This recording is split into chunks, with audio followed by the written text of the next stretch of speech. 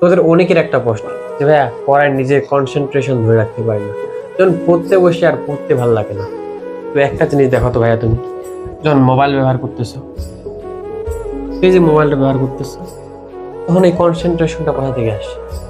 বন্ধুদের সাথে আড্ডা দিচ্ছ, এই কনসেন্ট্রেশনটা কোথা থেকে আসে? ঘোরাঘুরি করতেছে, তখন সবগুলা থাকতেছে না, মনোযোগ থাকতেছে না, সবগুলোতে তো মনোযোগ তারা বৃদ্ধি পাচ্ছে। যখনই পড়তে বসতেছ তখন এটা কমে যাচ্ছে, তাই না? তখনই কমে যাচ্ছে। তোমার আসল কাজ আসলে কোনটা? মোবাইল ব্যবহার করা, আড্ডা দেওয়া, ঘোরাঘুরি করা, নাকি পড়া? আসল কাজ তোমার পড়ালেখা। এখানে তোমার মনোযোগ নাই, মনোযোগটা আছে এখানে।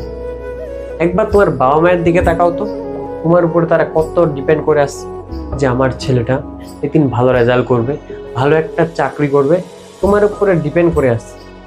তোমার নাকি পড়াশোনার মধ্যে কনসেন্ট্রেশন নেই, মনোযোগ বসতেছে না, পড়াশোনা হচ্ছে না, সব কিছু হচ্ছে, পড়াশোনাটাই হচ্ছে, তাই না?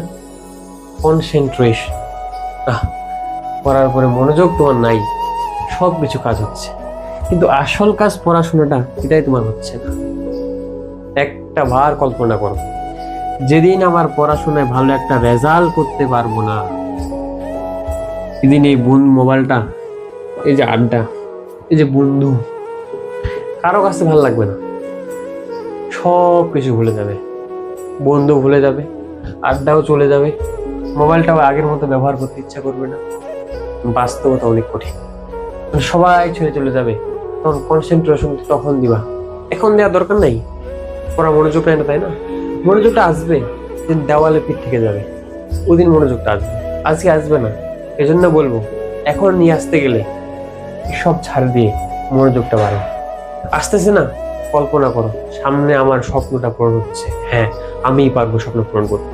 এটা মাথায় রেখে পড়াশোনাটা করতে বসো, কনসেন্ট্রেশন এমনি থেকে চলে আসবে।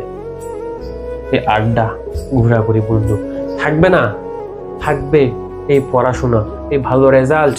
এদিন তোমাকে ভালো একটা রেজাল্ট করে দিবে, তোমার স্বপ্ন পূরণ হবে, ভালো একটা চাকরি দিয়ে তোমার পরিবারকে সুখে রাখতে পারবা।